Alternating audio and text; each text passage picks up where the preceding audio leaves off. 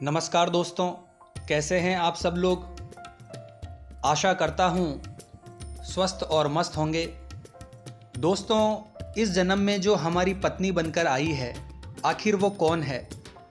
क्या उसके साथ हमारे पिछले जन्म का कोई रिश्ता है?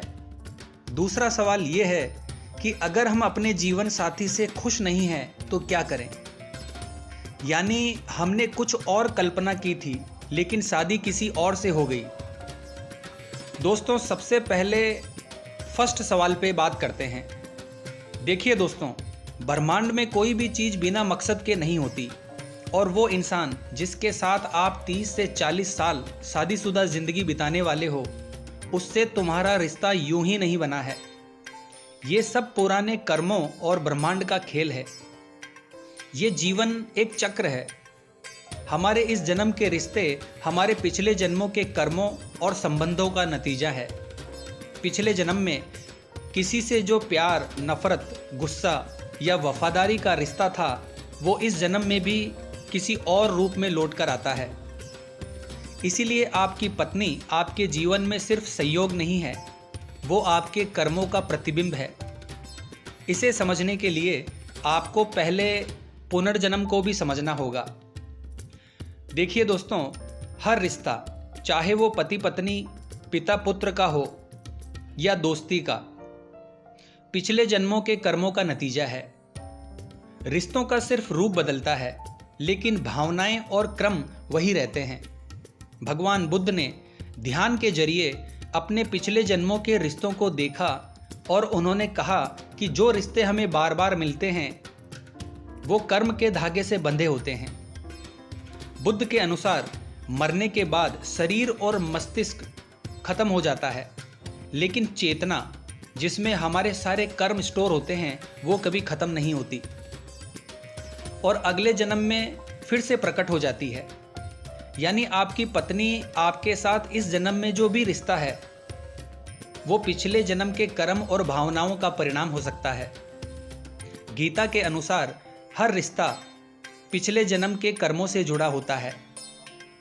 जैसे शरीर बचपन से जवानी और फिर बुढ़ापे तक यात्रा करता है, उसी तरह आत्मा एक शरीर को छोड़कर दूसरे शरीर में प्रवेश करती है।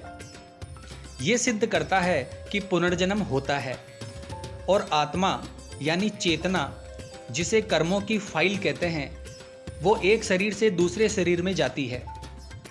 जब आप किसी व्यक्ति से कोई वादा करते हैं या कोई नुकसान पहुंचाते हैं, तो ब्रह्मांड इसे एक क्रमिक अकाउंट में दर्ज कर लेता है। अगले जन्म में ये अकाउंट आपको उस व्यक्ति से जोड़ता है ताकि अधूरा हिसाब पूरा हो सके। गीता में श्री कृष्ण ने कहा है, आत्मा अजर और अमर है। शरीर नष्ट हो सकता है, लेकिन आत्मा जन्म जन्मांतर तक अपने कर्मों और संस्कारों को साथ लेकर चलती है। कुछ इसी तरह की बात भगवान बुद्ध और महावीर भी कह गए। गीता के अनुसार तुम्हारे हर रिश्ते तुम्हारे पिछले कर्मों का परिणाम है। यानी हमारे वर्तमान जीवन में जो संबंध और परिस्थितियां हैं, वो पिछले जन्म के कर्मों से प्रभावित होती है। अगर किसी के साथ आपके पिछले जन्म से गहरे प्यार या घृणा का रिश्ता रहा है, तो ब्रह्मांड उसे इस जन्म में आपके करीब लाता है। शादी इन गहरी भावनाओं को संतुलित करने का माध्यम बनती है। ये यह सिद्ध करता है कि हमारे कर्म और विचार ही हमारे अगले जन्म और संबंधों को निर्धारित करते हैं। गीता में साफ लिखा है, तुम जिस कर्म को अधूरा छोड़ोगे वो अगले जन्म में तुम्हारे साथ आएगा। अब दोस्तों, मेरी एक जरूरी बात सुन लो। ब्रह्मांड तुम्हें केवल मस्ती करने के लिए शादी नहीं कराता। इसका उद्देश्य गहरा है। आपका जीवन साथी केवल एक साथी नहीं, बल्कि आपकी आत्मा के विकास का साधन है।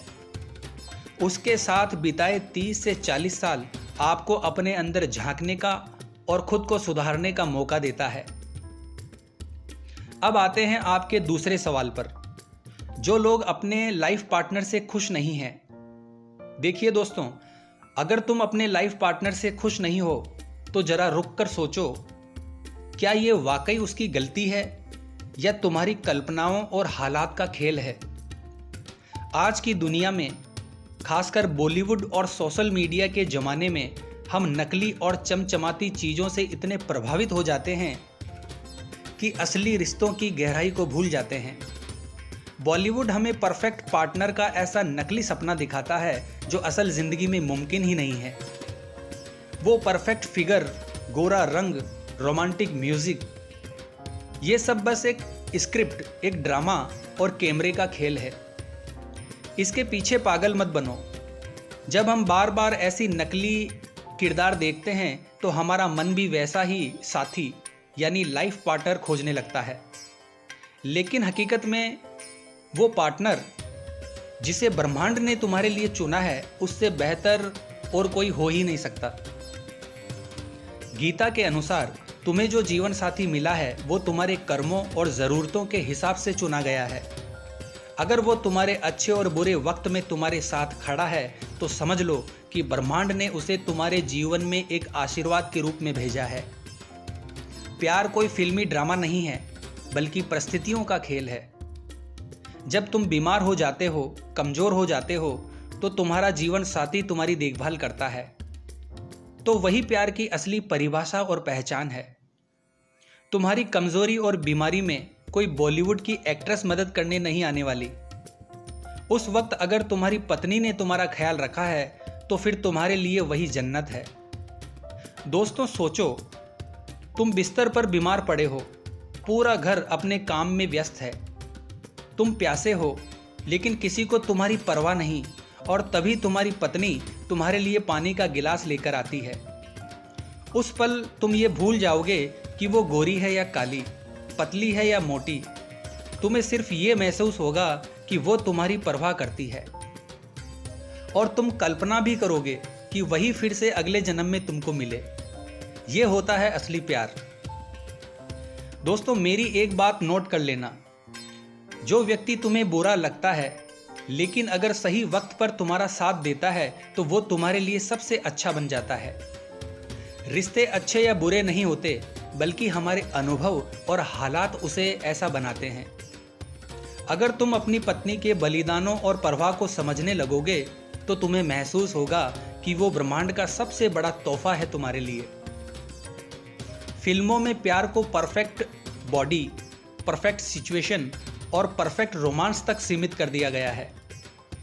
तुम्हें अच्छे से पता होना चाहिए कि ये सब मेकअप का करिश्मा है, लेकिन असल जिंदगी में प्यार का मतलब है धैर्य, परवाह और बलिदान। तुम्हारा जीवन साथी हर अच्छे और बुरे वक्त में तुम्हारे साथ खड़ा रहता है। यही वो रिश्ता है जो तुम्हारी आत्मा को सुकून और सहारा देता है। विज्ञान कहता है कि शारीरिक आकर्षण केवल 6 से 12 महीने तक रहता है। उसके बाद केवल भावनात्मक कनेक्शन और समर्पण ही रिश्ते को बनाए रखते हैं। प्यार परिस्थितियों का खेल है। सही वक्त पर सही परवाह ही किसी को अच्छा या बुरा बनाती है।